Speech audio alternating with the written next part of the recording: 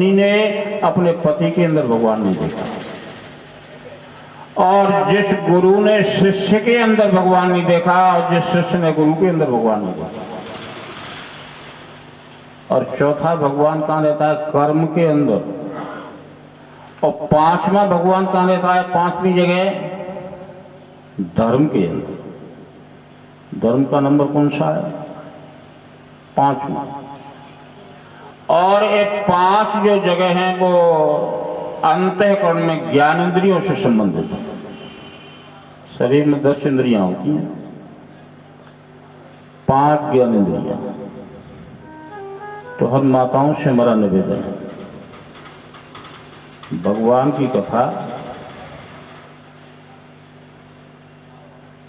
उपन्यास की शैली में जो है कभी मन सुनना। गंगा जी में स्नान करने के लिए जाती हैं अपने पाप धोने के लिए, और गंगा जी के यहाँ पापों की कोई कमी नहीं है। और कई ऐसे भी लोग होते हैं जो वहां से पाप जो लाद के लेके आते हैं, वहां का कमी है पाप नहीं। जैसे मेहंदीपुर बालाजी की कहानी है। मेहंदीपुर बालाजी बहुत बड़ा कलयुग का जो है शक्तिशाली देवता है। कई भूत व्याधियों वाले मेहंदीपुर जाते हैं तो कोई कोई ठीक भी हो जाता है, और किसी के साथ में और भी व्याधियां चली जाती हैं। एक श्रीमद् भागवत महापुराण ही ऐसा पुराण है कि जहां जो है भक्त की व्याधियों का नाश होता है। सियावर रामचंद्र की जय। भक्त की व्याधि सिर्फ जाना, सुनने की जरूरत नहीं है, सिर्फ पंडाल के नीचे बैठने की जरूरत है, क्योंकि उसी की कृपा से तो आए हो आप, चाहे किसी भी तरह से आए। चलो भैया, हमें तो, और कुछ ऐसे भी लोग होते हैं जो भगवान उनको भी बुलाता है। दशरथ जी ने एक मीटिंग की। श्रृंगी नाम के ऋषि को दशरथ से बुलवाया गया। श्रृंगी नाम का ऋषि पुत्र यज्ञ विशेषज्ञ थे।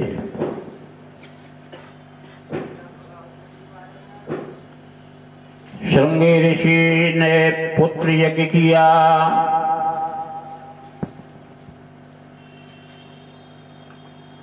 और तीनों रानियों को प्रसाद दिया। बताओ, सतयुग द्वापर त्रेतायुग में प्रसाद से जो है गर्भ जो है ठहर जाती थी, प्रसाद। और आज कलयुग में जो है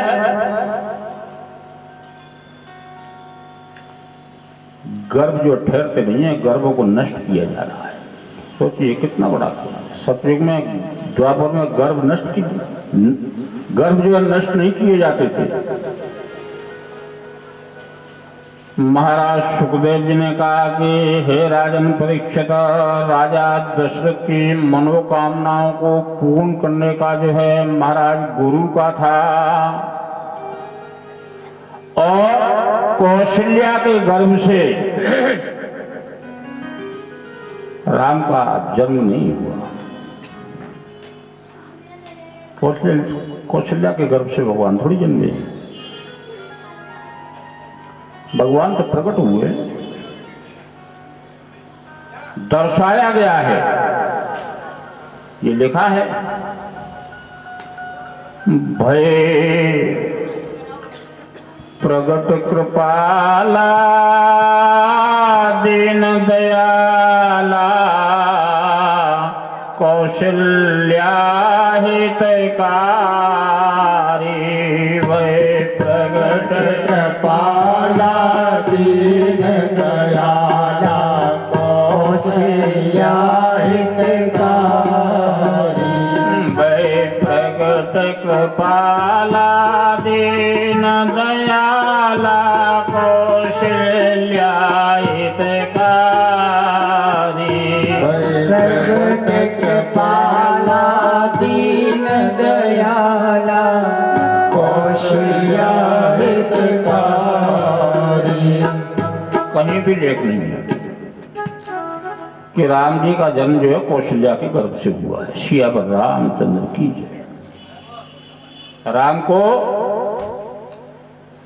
ऋषि और देवताओं की कृपा से अवतरित किया गया है। क्यों? राजा दशरथ के कष्टों को, कलंक को मिटाने के लिए। कितनी बड़ी दम थी ऋषियों में भगवान। राजा के अंदर ईश्वर का अंश होता है और संतों के अंदर भगवान का अंश होता है।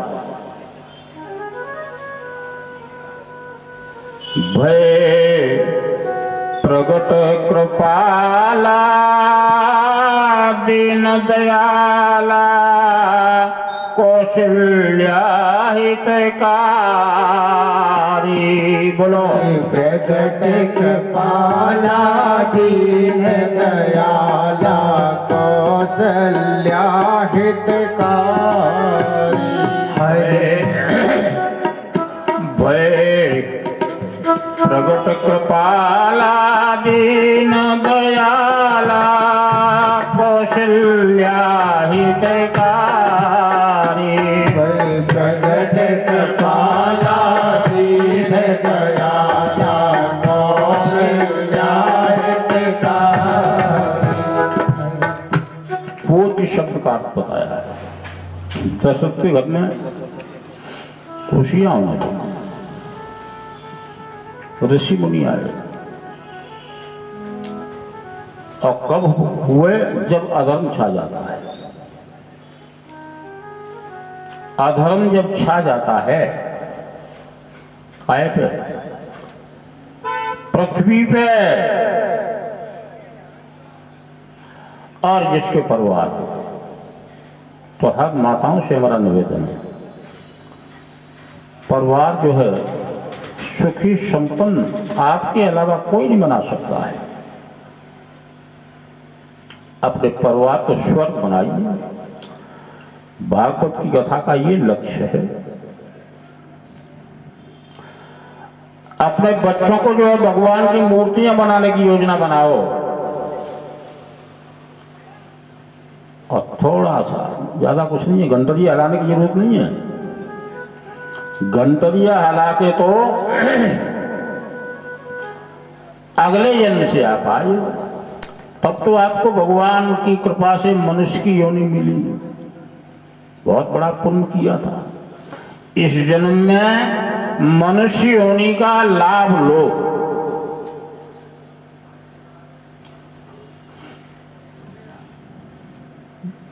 व्यापारी बनाओ, उद्योगपति बनाओ, भगवान बनाओ, महान।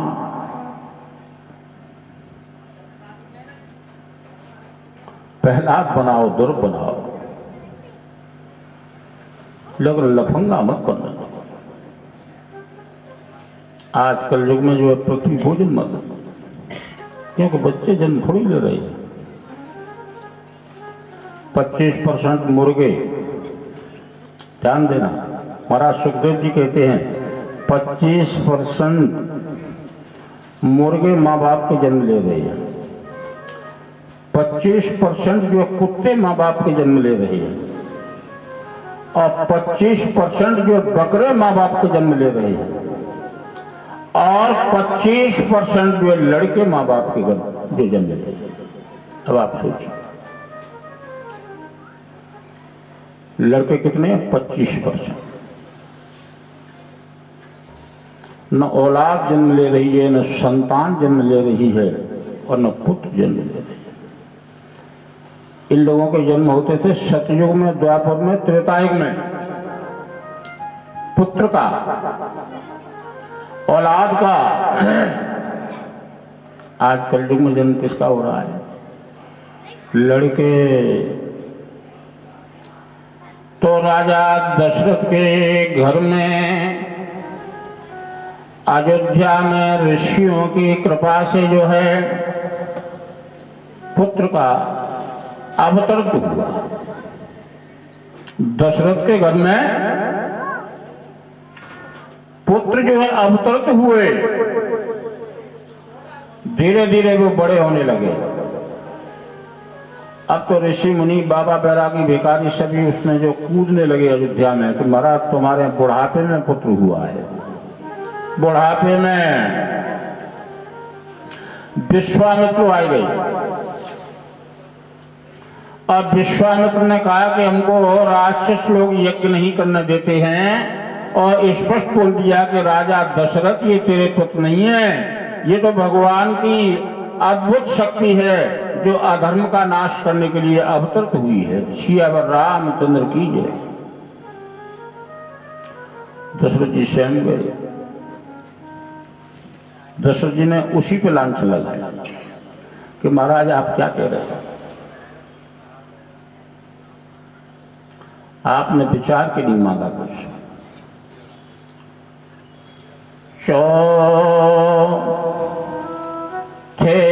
पन पाए सुत चारी,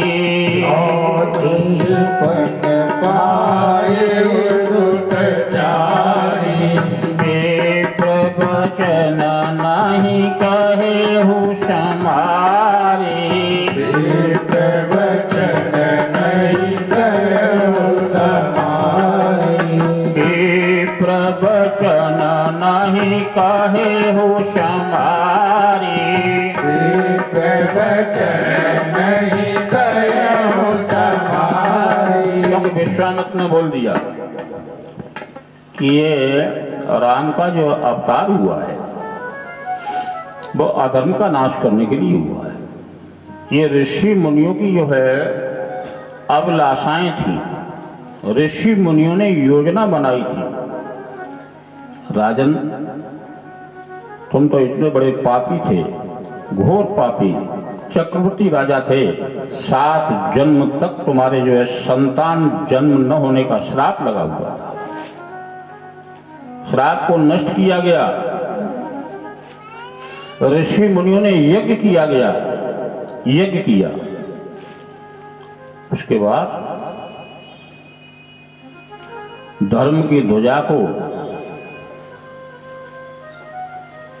अनुज समेत देहु रघुनाथा, अनुज देहु रघुनाथा। इतना शब्द सुनते ही दशरथ जो स्वयं के मूर्छित हो गए। तो मेरा निवेदन इन देवियों से है, मोह मत करो। यदि आपको मोह करना है तो करने की जगह पर करो। ये बच्चे हैं, ये भगवान की मूर्ति है, इनसे मोह, धर्म से मोह करो, ईश्वर से मोह करो, अपने माँ बाप से मोह। क्योंकि मोह सबसे तुमने किया तो मोह सकल व्याध निकर मूला। मोह के फंदे में कहीं आप फंस गए तो मकड़ी जैसा जाल जो है फुर गया तो मकड़ी उस जाल में फंसती जाती है और मकड़ी अपने प्राण को गंवाती जाती है। सियावर रामचंद्र की जय। भगवान की कथा कहानी नहीं होती है, इसको रिसर्च सिद्ध पुरुषों ने किया है। शब्द होते हैं 7, 7 शब्द पर 7 दिन हम लोग निकाल देते हैं कहानियों के रूप में। और 7 शब्द कौन से? महाराज सुखदेव जी कहते हैं 7 परमात्मा आते हैं और खेलते हैं और आपके घर में सारी शक्तियां और सिद्धि प्रवेश करेंगी। तो अयोध्या में अंधकार का नाश हुआ, विश्वामित्र ले गए। देवताओं ने कहा, ऋषियों ने कहा, सिफारिश की, तो सिफारिश के बाद जो विश्वामित्र अपने साथ में ले जाते हैं। और विश्वामित्र साथ में ले जाते हैं तो वहां क्या होता है कि असुरों ने एक योजना बनाई, एक नारी को प्रवेश किया। नारी, नाम उस नारी का नाम क्या था? शूर्पणखा नाम की नारी। नारियों को आपने देखा होगा,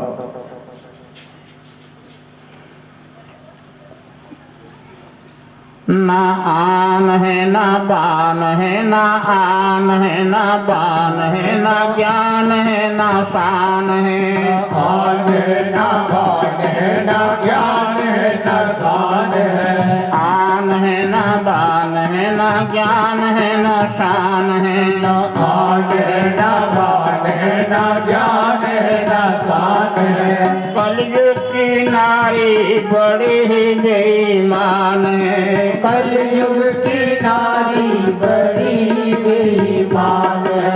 कलयुग की नारियां बड़ी ही बेईमान है। कलयुग की नारियां बड़ी बेईमान है। ना आन है ना बान है, ना शान है ना ज्ञान है। ना आन है ना बान है, ना शान है ना ज्ञान है। कलयुग को आदमी बड़ा ही बेईमान है। कलयुग को आदमी बड़ा ही बेईमान है। बोलो देवी मैया की। मेरा निवेदन है आपसे, नारी से न तो कभी संबंध बनाना। इन देवियों से निवेदन है, यदि आपको अपने बच्चों का विकास करना है, यदि आपको अपने परिवार का विकास करना है, यदि अपने घर से आपको भूतों को निकालना है, तो संबंध बनाओ। आप किससे बनाओ? देवियों से। देवियों की कमी नहीं है, देवियों से संबंध बनाइए। देवियों के शब्दों में खुशबू आती है और नारियों के शब्दों में बदबू आती है। सियावर रामचंद्र की जय। नारियां तो हमेशा दूसरे की बुराई करती हैं, चुगली करती हैं। इसलिए ये नारी और देवियों का संघर्ष है भागवत में। सुखदेव जी कह रहे हैं कि हे राजन परीक्षित, एक नारी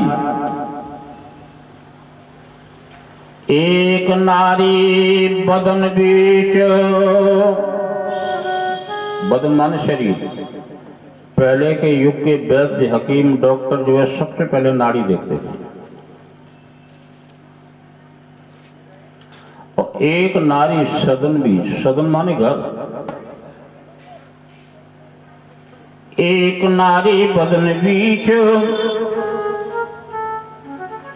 एक देवी सदन बीच। एक नारी बदन और सदन से भी न्यारी है। ये कौन सी है? ये परमात्मा की कृपा। उसको देख थोड़ी पाओगे आप।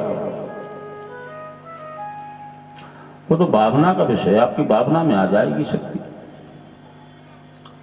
महाराज सुखदेव जी कहते हैं कि हे राजन परीक्षितः, एक नारी सदन बीच, एक देवी बदन बीच। यदि आपका सदन जो है स्वर्ग है, तुम्हारे घर में रिद्धि सिद्धियां हैं, तो यदि नारी घुस गई तो उसका भी जो है कल्याण हो जाएगा। स्वर्ग जो नरक बनना है, यदि नारी का प्रवेश हो गया तो, और यदि देवी का प्रवेश हो गया तो नरक को स्वर्ग बनना है। नरक को स्वर्ग बनना है। तो मेरा इन देवियों, इन भक्तों से निवेदन है, ऋषियों ने निवेदन किया है या भागवत पुराण में या किसी में भी पूजा में, पाठ में। आज का खेल क्या है? सतयुग, कलयुग, द्वापर, त्रेता। हम लोग मंदिरों में हैं, पुजारी बढ़िया जो है रंग बिरंगे कपड़े पहन के बोलियां बोलते हैं जानवरों की, कभी देवताओं की, और भक्त जाते हैं। भक्त का भाव कैसा होता है? भक्त तो मंदिर में वही जाता है जो दुखी होता है, या वो जाता है, या वो देवियां जाती हैं जो अपने मोहल्ले का जो प्रकाश चाहती हैं। किसी के मोहल्ले में यदि मंदिर है तो देवियां इकट्ठी होकर के उस मोहल्ले का जो है विकास चाहेंगी, शांति बनाएंगी और मंदिर में बैठ करके मीटिंग करेंगे। वो देवियां होती हैं। और जो नारियां हैं वो मंदिरों में भक्ति हैं, तो उनका कारण क्या है? पुजारी क्या करते हैं?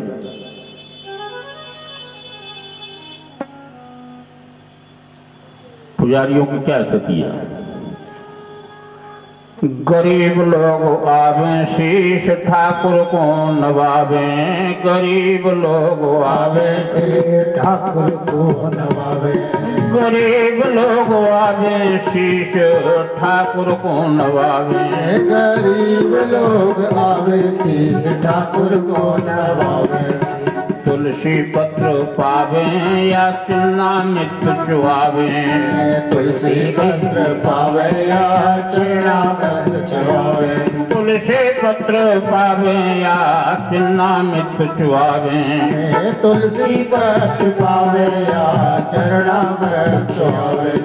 मालदार आवे तिन्हें निकट बुलावे, मालदार आवे तिन्हें निकट बुलावे, मालदार आवे तिन्हें निकट बुलावे, मालदार आवे तिन्हें निकट बुलावे। फिर फिर घंटी बजावे, फिर फिर घंटी बजावे, फिर फिर घंटी बजावे, फिर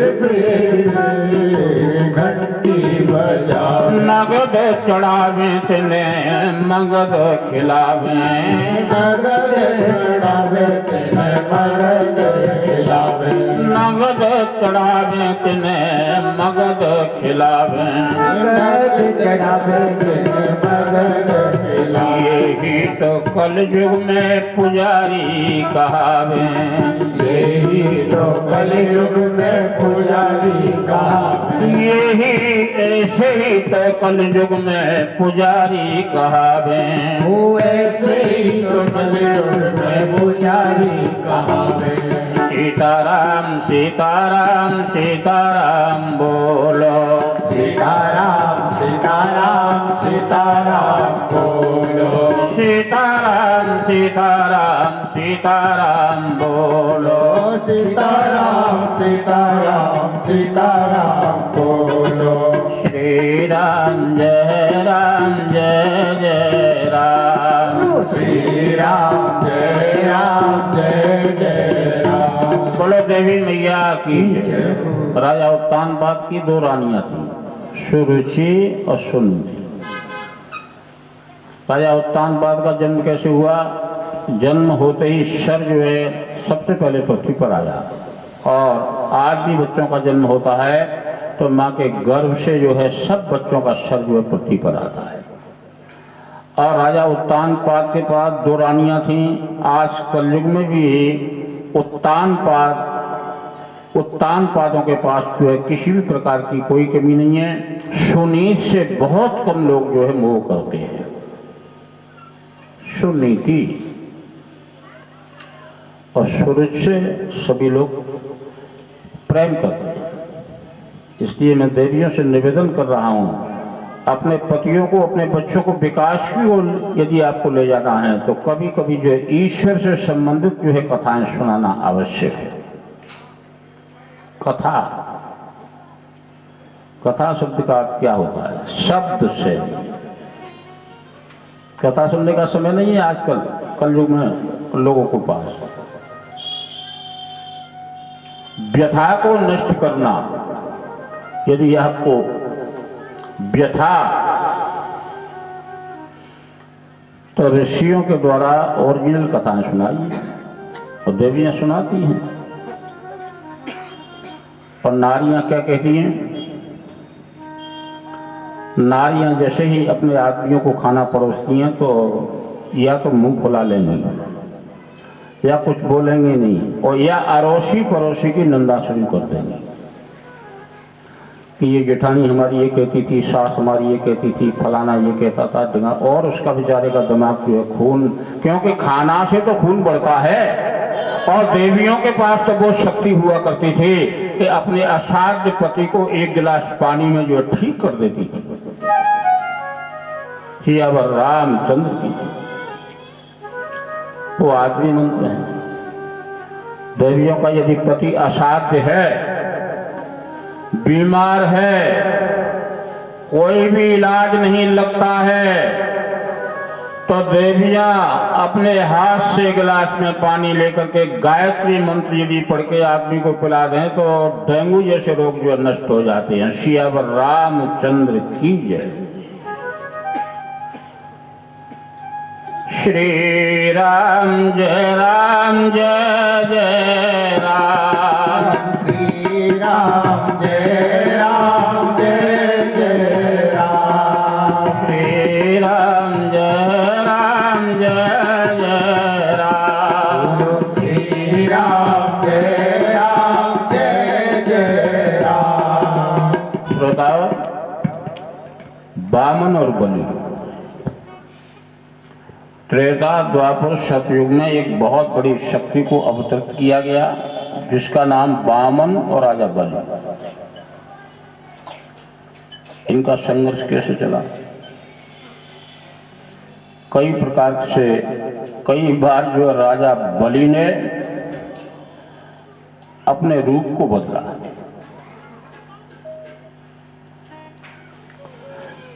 कई प्रकार वामन भगवान ने अपने रूप को बदला, अधर्म की उत्पत्ति हुई। अधर्म की उत्पत्ति कहां होती है? नारी और आत्मा। और धर्म की उत्पत्ति कहां से होती है? देवी और पुरुष। देवी और पुरुष।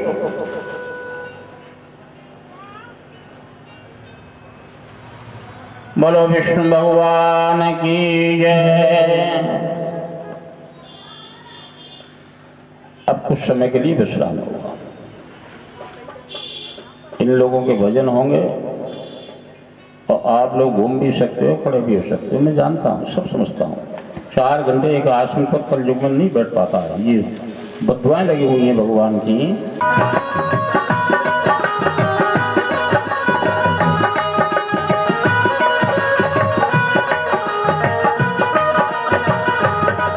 जाने कब आएगा तुझे अपना बनाएगा। जाने कब आएगा मुझे अपना बनाएगा। वो मेरे आंसू पहुँच कर मुझे गले लगाएगा। मेरे आंसू पहुँच कर मुझे गले लगाएगा। कब आएगा मेरा सावरिया, कब आएगा मेरा सावरिया, कब आएगा मेरा सावरिया, कब आएगा मेरा सावरिया। आ जाओ मेरे श्याम, आ जाओ मेरे श्याम।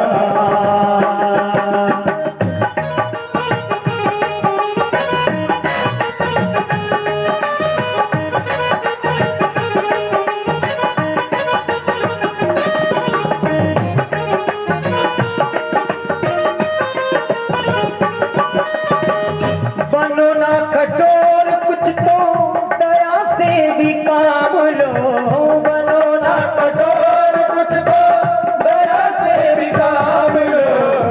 आकर कन्हैया मेरे दामन को थाम लो। आकर कन्हैया मेरे दामन को थाम लो। कब तक बहलाएगा, कब तक तड़पाएगा, कब तक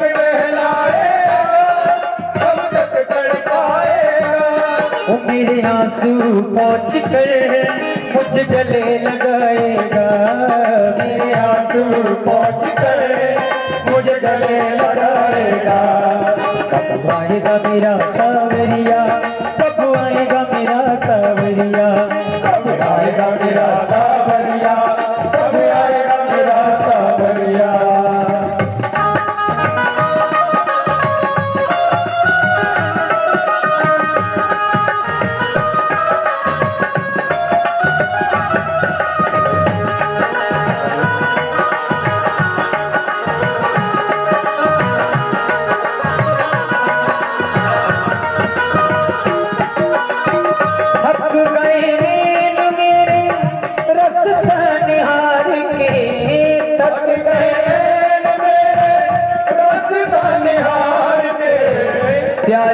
प्यारी अखियों में सपने बहार के, प्यारी प्यारी अखियों में सपने बहार के।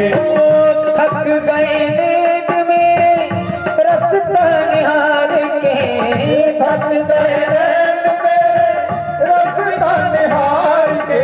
ओ प्यारी प्यारी अखियों में सपने बहार के, प्यारी प्यारी अखियों में सपने बहार के। जब गाना आएगा जीवन बन जाएगा, जब गाना आएगा जीवन बन जाएगा। और जब उस गाना आएगा जीवन बन जाएगा। मेरे आंसू पहुँच कर मुझे गले लगाएगा, मेरे आंसू पहुँच कर मेरे गले लगाएगा। कब आएगा मेरा सावरिया, कब आएगा मेरा सावरिया, कब आएगा मेरा सावरिया, कब आएगा मेरा सावरिया।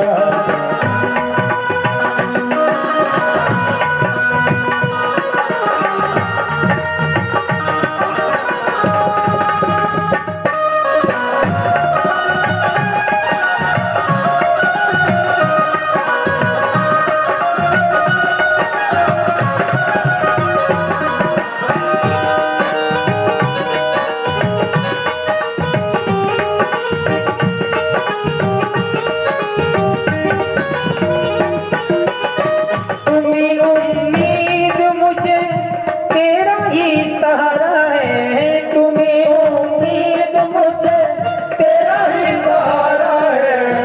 तेरे बिना कौन मोहन मेरा जहां है, तेरे बिन कौन मोहन मेरा जहां है। वो तेरे बिन मोहन मेरा कौन जहां में, तेरे बिन कौन मेरा कौन जहां में। कब तक तड़पाएगा, कब तक बहलाएगा, कब तक तड़पाएगा, कब तक बहलाएगा। वो मेरे आंसू पहुँच कर मुझे गले लगाएगा, मेरे आंसू पहुँच कर मुझे गले लगाएगा। कब आएगा मेरा सावरिया, कब आएगा मेरा सावरिया, कब आएगा मेरा सावरिया, कब आएगा मेरा सावरिया। कब आएगा मेरा सावरिया, कब आएगा मेरा सावरिया, कब आएगा।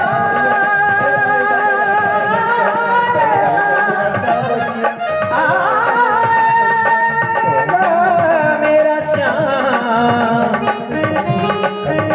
आएगा, कब आएगा, कब आएगा। मेरे आंसू पहुँच कर मुझे गले लगाएगा, मेरे आंसू पहुँच कर मुझे गले लगाएगा, मेरे आंसू पहुँच कर मुझे गले लगाएगा। वसुंधरा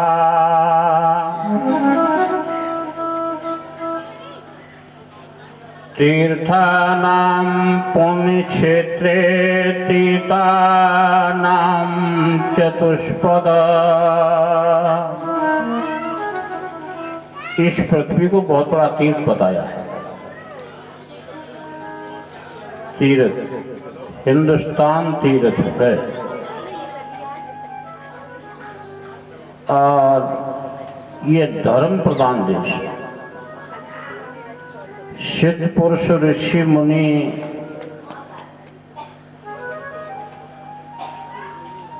अवतरित हुए हैं।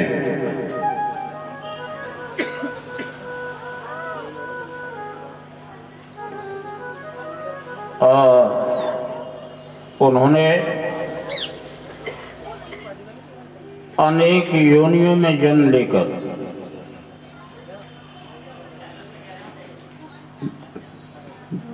धर्म की धुरी की रक्षा की है।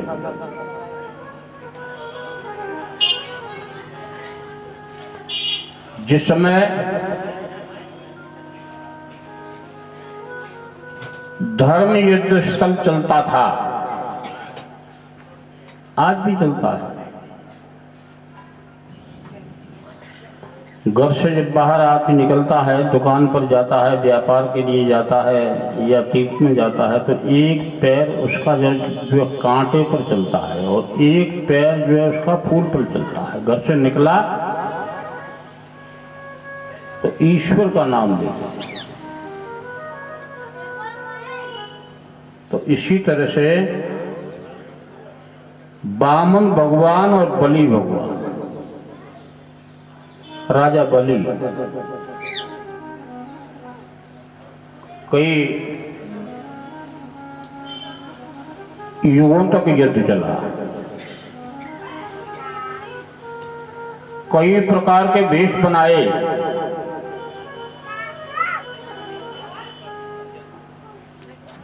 बलि और वामन नाना प्रकार से शक्तियों को अवतरित किया गया। भूमि का दान, राजा बोले मत दे दानु जमी को, राजा बोले मत दे दान जमी को, राजा बोले मत दे दानु जमी को, राजा भले मत दे दान जमी को, राजा भले मत दे दान जमी को। अब ये महाराज सुखदेव जी कहते हैं कि हे राजन परीक्षित, धर्म हमारे भागवत में राजा नृक का वृत्तांत भी आता है। वामन भगवान का, बलि का, 56 और 46 कोट देवता और दैत्यों की श्रीमद् भागवत में नामावली है। तो धर्म और पूजा ये सांप का खिलाना होता है। पूजा, हे राजन परीक्षित, राजा नृग ने जो है एक से एक यज्ञ का संकल्प किया, एक से एक, और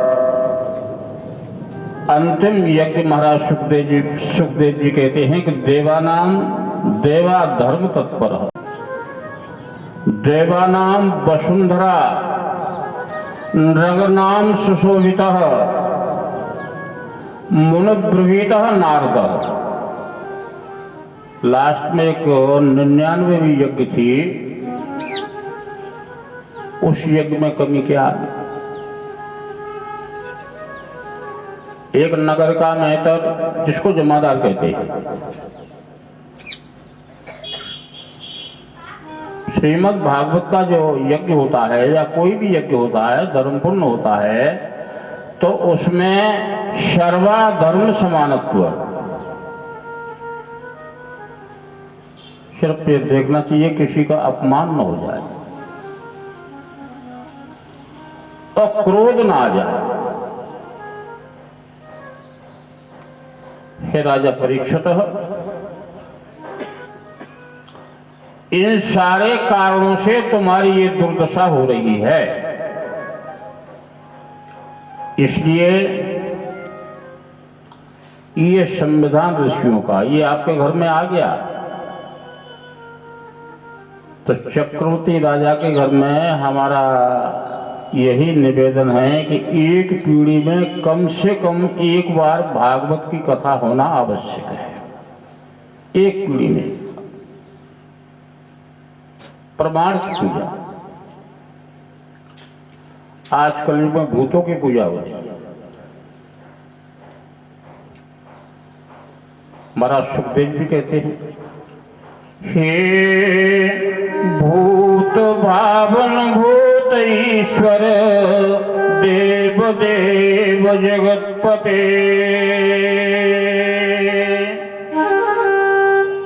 आप जैसी पूजा करोगे वैसा ही फल मिलेगा। क्योंकि भगवान तो जितने जीव हैं उतने भगवान के रूप हैं। जितने जीव हैं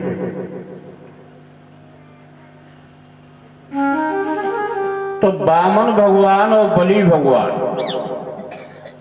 राजा बलि उसने लक्ष्मी को जो है अपने दरवाजे का पहरेदार बनाया। सोचिए, लक्ष्मी को बलि ने अपने गेट का पहरेदार बनाया। लक्ष्मी उसके दरवाजे पर जो पहरा दे रही। ऋषि आए, देवता आए,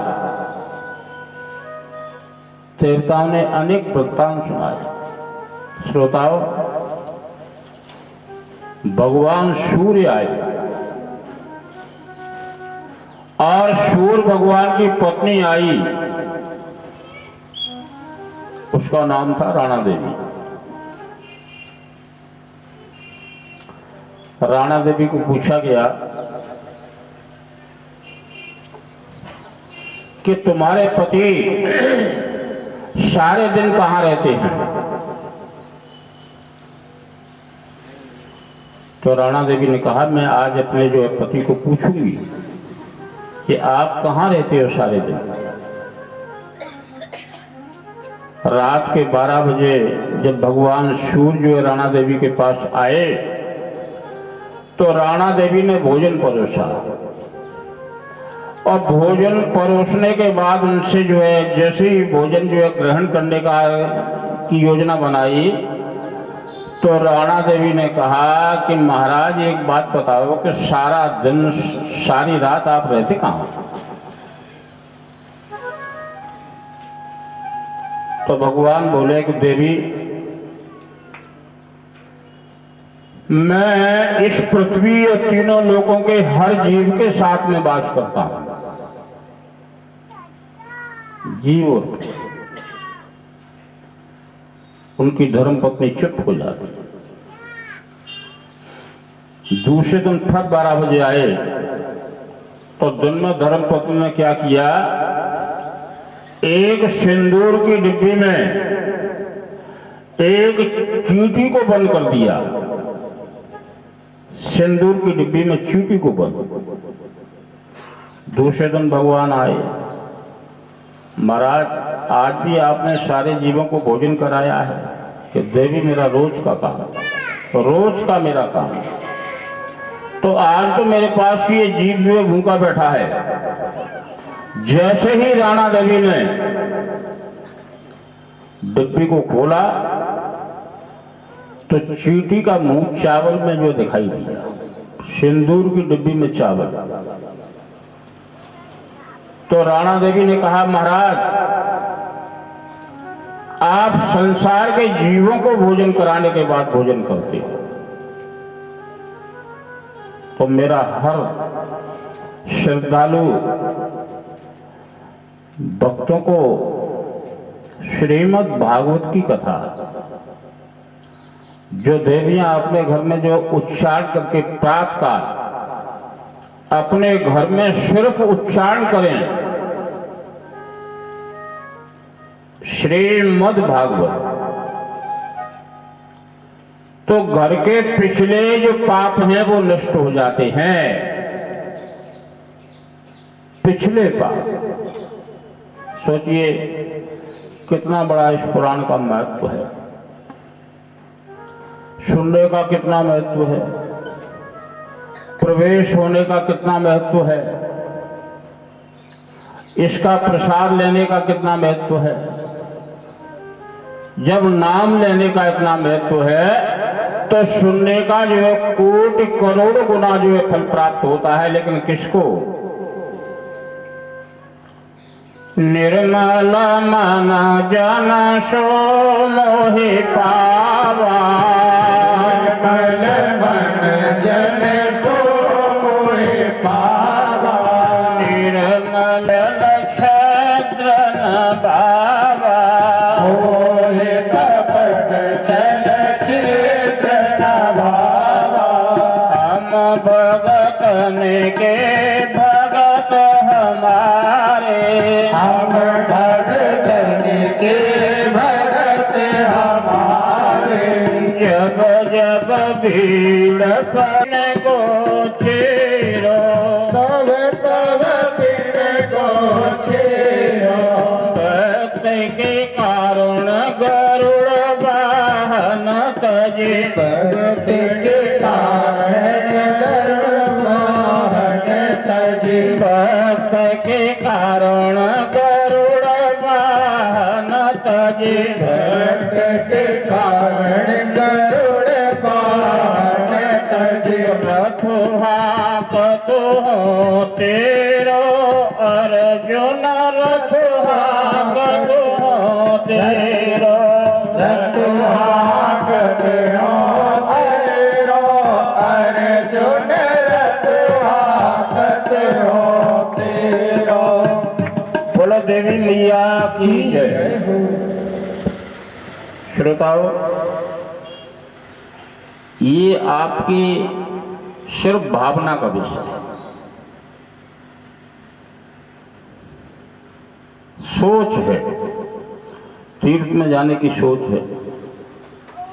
उज्जैन जाओ, काशी जाओ, प्रयाग जाओ, बनारस जाओ, हरिद्वार जाओ, लेकिन ये तो देखना पड़ेगा आपको कि हम लेके कहाँ आए हैं यहाँ से। ये तो आपको सोचना पड़ेगा। हम तीर्थों में वो थोड़ी सोचेंगे, तीर्थ नहीं सोचेगा। ये तो आपका विषय है, क्या लेके आए। फॉर्मेलिटी के लिए गए कि समाज को दिखाने के लिए गए, कि अपने रिश्तेदार नातेदारों को दिखाने के लिए तीर्थ में गए कि हमने सारे जीवन पाप किए, हम बुढ़ापे में जो है तीर्थ में जा रहे हैं, हमारे पाप जो धुल जाएंगे। ऐसा कभी नहीं होता है। सियावर रामचंद्र की जय। ऐसे पाप थोड़ी धुलते हैं। ये तो इसमें मंत्र है। वो मंत्र क्या है? महाराज वेद व्यास जी ने कहा, देवा दीनम जगत सर्व, सारा संसार देवताओं के अधीनस्थ है। वो देवता मंत्र के अधीनस्थ है, और वो मंत्र ब्रह्म शक्ति के अधीनस्थ है। महाराज सुखदेव जी कहते हैं, कोई परम धाम को जाने वालों, नर तन ट्रेन खड़ी है। कोई परम धाम को जाने वालों, नर तन ट्रेन खड़ी है। कोई परम धाम को जाने वालों, नर तन ट्रेन खड़ी है। सुन लो परम धाम को जाने वालों, नर तन ट्रेन खड़ी है। श्रोताओ, मृत लोक बहुत बड़ा वैकुंठ लोक बताया है, लेकिन वैकुंठ लोक में जाकर के क्या प्राप्त किया आपने? क्योंकि भगवान ने आपको सब कुछ दिया है, बुद्धि दी है, धन दिया है,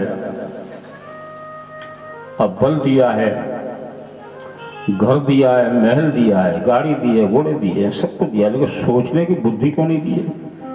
सोचना चाहिए आपको। इतना तो सोचना चाहिए आपको कि हमको तीर्थ में से क्या लेना है।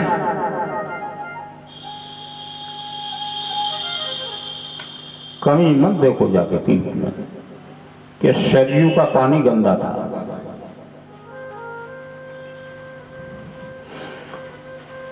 जैसे कुंभ लगती है तो कुंभ में जनता कीचड़ में भी नहाती है, और पानी कीचड़ हो जाता है जनता की वजह से। और पानी कहाँ है? आंखों में पानी नहीं, कल आप देखिए इंद्र भगवान की कितनी कृपा रही है आपके ऊपर। ये प्रमाण होता है कि जहाँ भागवत की कथा होती है रिद्धि सिद्धियों से वहाँ अमृत पानी अवश्य बरसता है एकदम। इंद्र भगवान भी आते हैं कहीं भी हो, सिर्फ भाव का विषय। तो हर माताओं से हमारा निवेदन है कि अपने घर को स्वर्ग बनाने की कोशिश करो। घर के कलह को खत्म करने की कोशिश करो। भागवत की कथा कहानी नहीं है, ये किस्सा नहीं है, उपन्यास नहीं है, सिनेमा हॉल नहीं है, ऑर्केस्ट्रा हॉल नहीं है।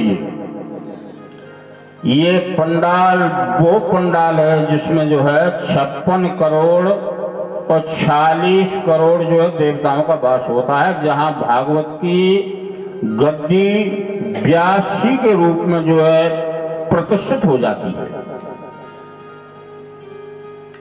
क्या पंडाल लगती है। और जहां जहां तक माइक की आवाज जाती है वहां तक की भूता जो नहीं नष्ट हो जाती है। यह भी प्रमाण है। आदमी थोड़ी सुनता है इसको, आदमी नहीं सुनता है, लेख ही नहीं है आदमी का सुनने का, देवता सुनते हैं। देवता वामन भगवान ने नाना प्रकार की राजा बलि से जो है संघर्ष करने की योजनाएं बनाई। साम दाम और दंड भेद आदमी बड़ी बड़ी नीतियां अपनाता है, लेकिन ये नहीं सोचता है कि परमात्मा के सामने सारी नीतियां भंग हो जाती हैं। इसलिए अच्छा है कि अच्छी नीति बनाओ। तुम किसी का भला नहीं कर सकते हो तो बुरा करने का भी अधिकार नहीं है। सब सियावर रामचंद्र की जय। राजा बोले मत दे दान जनी जमी को, राजा बलि मत दे दान जमी को। उल्टा पड़ जाएगा। जमीन का दान और निर्वाण जो मंदिर बनवाते हैं, कई पुरखा मंदिर बनवा के छोड़ गए। उन मंदिरों में आपने देखा होगा कौवे बोल रहे हैं और किसी के मंदिर में जो है भगवान आ रहे हैं। मंदिर बनवाना, हर आदमी मंदिर नहीं बनवाना चाहिए, हर आदमी पूजा नहीं करना चाहिए, आदमी को सेवा करना चाहिए। सेवा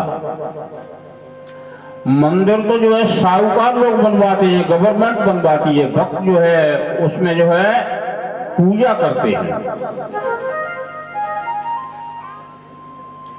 साहूकार। श्रोताओं, क्योंकि पूजा बुद्धि भ्रष्ट करते हैं। हनुमान जी की पूजा करो, आपकी बुद्धि भ्रष्ट हो जाएगी। हनुमान पूजा थोड़ी चाहते हैं। पूजा भी अपने गुरुओं से पूछिए और पूजा करने का टिकट प्राप्त करिए। जबरदस्ती से किसी की होड़ मत करिए कि हमारा पड़ोसी पुजारी है तो हम भी महापुजारी बनने की कोशिश करेंगे। ऐसे थोड़ी होता है। पूजा उल्टी भी पड़ जाती है, सीधी भी पड़ जाती है। पूजा करना माने सांप का खिलाना। महामृत्युंजय का जाप जो उल्टा भी हो जाता है, क्योंकि घर में 1 गुना फल प्राप्त होता है। 1 गुना। घर जो है गृहस्थी में पाप भी होते हैं, पुण्य भी होता है।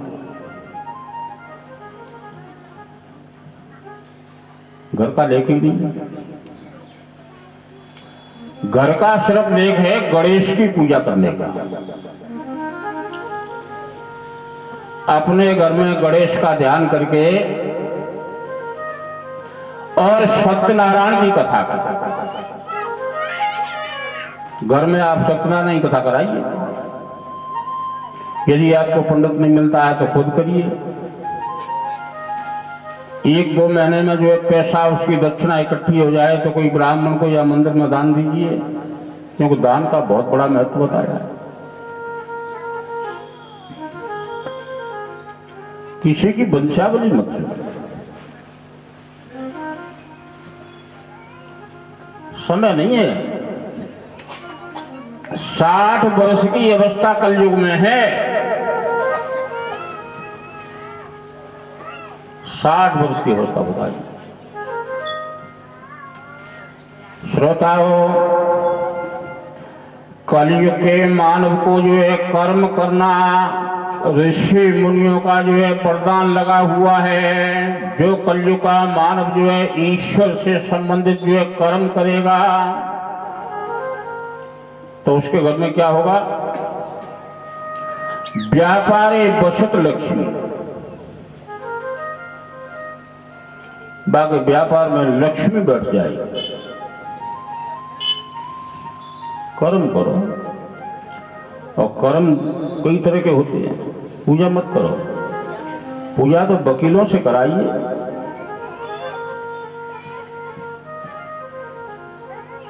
मजिस्ट्रेट न्यायाधीश से आपकी कितनी भी दोस्ती हो जाए, लेकिन बगैर वकील के वो निर्णय नहीं देते। निर्णय थोड़ी दे पाएगा मजिस्ट्रेट, वकील चाहिए। ऐसे ही आपका गुरु नहीं होगा।